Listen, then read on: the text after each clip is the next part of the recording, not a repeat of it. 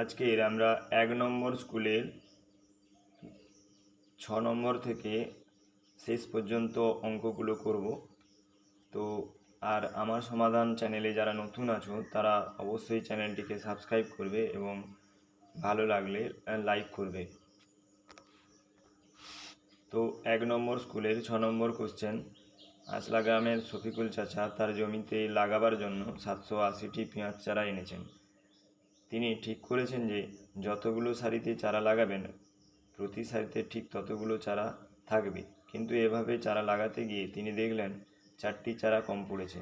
শফিকুল চাচা কতগুলো সারিতে চারা লাগাবেন ঠিক করেছিলেন? হিসেব করো। যেহেতু আরও 4টি চারা গাছ হলে এটি শফিকুল চাচার বর্গাকারে লাগাতে পারতেন, সেই জন্য আরও 4টি চারা যোগ করে হচ্ছে 784টি।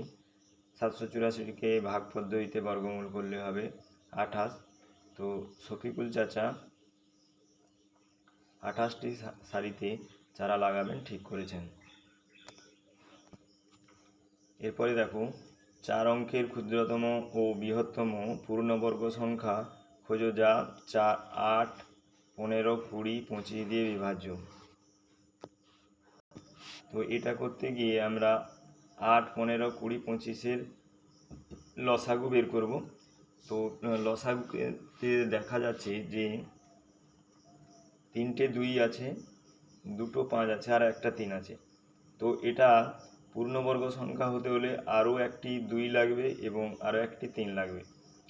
তো সেটা আরও একটি 2 আর একটি 3 গুণ করলে হচ্ছে 3600। এবার 3600 একটি পূর্ণবর্গ সংখ্যা এবং এটি 4 অঙ্কের সংখ্যা। এবার এর যদি আমি আগের সংখ্যা বের করতে চাই তো আমাকে 4 দিয়ে আগের পূর্ণবর্গ সংখ্যা বের করতে হবে, ঠিক আছে? এবং আমি যদি এটাকে 4 দিয়ে ভাগ করি তবে সেটি কিন্তু 4 অঙ্কের থাকবে না, সেটি 3 অঙ্কের হয়ে যাবে। আবার এটাকে যদি আমি 4 দিয়ে গুণ করি সেটা 5 অঙ্কের হয়ে যাচ্ছে। তো 4 অঙ্কের বৃহত্তম ও 4 অঙ্কের ক্ষুদ্রতম সংখ্যা একই হবে, যেটা 8, 15, 20, 25 দিয়ে বিভাজ্য হয়। তো সংখ্যাটি হবে 3600। তো সংখ্যাটি মানে বৃহত্তম 3600 হবে আর ক্ষুদ্রতম 3600 হবে। এরপর দেখো, তোমাদের 20 জন বন্ধুর মধ্যে কে কী ফল খেতে ভালোবাসে লেখো ও তথ্য থেকে স্তম্ভচিত্র অঙ্কন করো। দেখো, এটা খুব সহজ অঙ্ক। এখানে বন্ধুর সংখ্যা আর এখানে ফল। তো ফলের মধ্যে দেখো, আপেল আছে 4টি, 4 জন খেতে ভালোবাসে। পেয়ারা 6 জন খেতে ভালোবাসে। কলা 2 জন খেতে ভালোবাসে। শসা 3 জন খেতে ভালোবাসে। আঙ্গুর 5 জন খেতে ভালোবাসে। ঠিক আছে, এটা খুব সহজ অঙ্ক। এরপর দেখো, 7-এর দাগে আছে 4 সেমি দৈর্ঘ্যের একটি সরল রেখাংশ অঙ্কন করো। ওই দৈর্ঘ্যের ব্যাসার্ধ নিয়ে কম্পাসের সাহায্যে একটি বৃত্ত অঙ্কন করো। 4 সেমি দৈর্ঘ্যের একটি সরলরেখাংশ অঙ্কন করো। ওই দৈর্ঘ্যের ব্যাসার্ধ নিয়ে একটি বৃত্ত অঙ্কন করো। বৃত্তের কেন্দ্রের নাম দাও ও ব্যাস ছাড়া স্কেল ও পেন্সিলের সাহায্যে একটি জ্যা এবি অঙ্কন করো। ও বিন্দু থেকে এবির জ্যার ওপর কম্পাসের সাহায্যে একটি লম্ব অঙ্কন করো ও এম। তো দেখো, এখানে 4 সেমি একটি স্কেলের সাহায্যে তোমরা একটা মাপ নিয়ে নেবে 4 সেমি। তো 4 সেমি, তারপরে একটা কেন্দ্র তৈরি করবে, ও কেন্দ্র তৈরি করবে। ও কেন্দ্র তৈরি করে এই 4 সেমি মাপ নিয়ে এখানে কম্পাসের কাঁটা বসিয়ে এটা ঘোরাবে। তো 4 সেমি ব্যাসার্ধের বৃত্ত তৈরি হবে।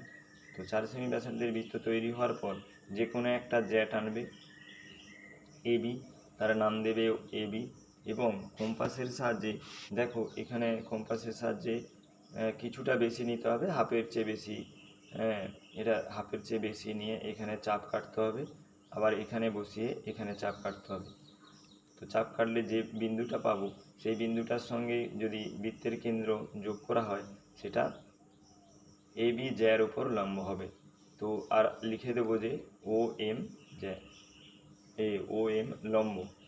ঠিক আছে। স্কেল ও পেন্সিলের সাহায্যে 6 সেমি দৈর্ঘ্যের সরলরেখাংশ পি কিউ অঙ্কন করো।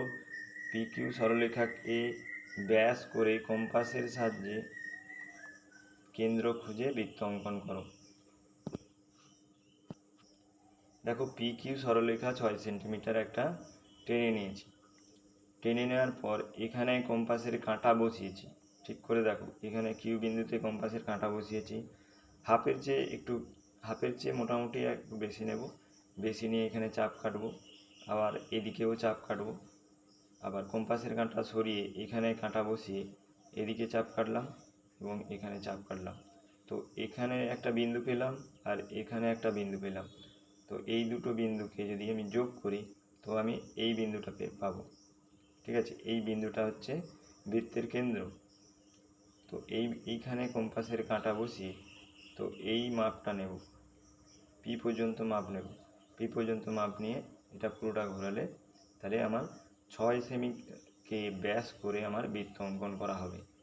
ঠিক আছে। এরপরে আছে চাঁদার সাহায্যে 120 ডিগ্রি কোণ অঙ্কন করো ও কোণটিকে স্কেল ও পেন্সিল কম্পাসের সাহায্যে সমান 4 ভাগে ভাগ করো। আগে চাঁদার সাহায্যে তোমরা 120 ডিগ্রি কোণটা আঁকবে এরকম করে। তো তারপরে কোণ ডিভাইড যেভাবে করে এখানে কাঁটা বসিয়ে এটার হাফের চেয়ে একটু বেশি নিয়ে এখানে চাপ কাটবে। ঠিক আছে, এই চাপটা কাটলে এই চাপটা, আবার এখানে বসিয়ে কাঁটা বসিয়ে এই চাপটা কাটলে তো এখানে যে বিন্দুটা পাবো আমরা সেখান থেকে এটা যোগ করলে হবে 120 ডিগ্রিকে ভাগ করা হবে দুভাগে। তো তারপরে আবার এটা 60 ডিগ্রি পেলাম, এখান থেকে এটা 60 ডিগ্রি পেলাম। তো 60 ডিগ্রিকে আবার একইভাবে এখানে হাফ করতে হবে। তো 120 ডিগ্রিকে 4 ভাগে ভাগ হয়ে যাবে। ঠিক আছে। ভিডিওটি ভালো লাগলে লাইক করবে আর বন্ধুদের সঙ্গে শেয়ার করবে। আমার সমাধান চ্যানেলে যারা নতুন আছো তারা চ্যানেলটিকে অবশ্যই সাবস্ক্রাইব করে দেবে। Thank you.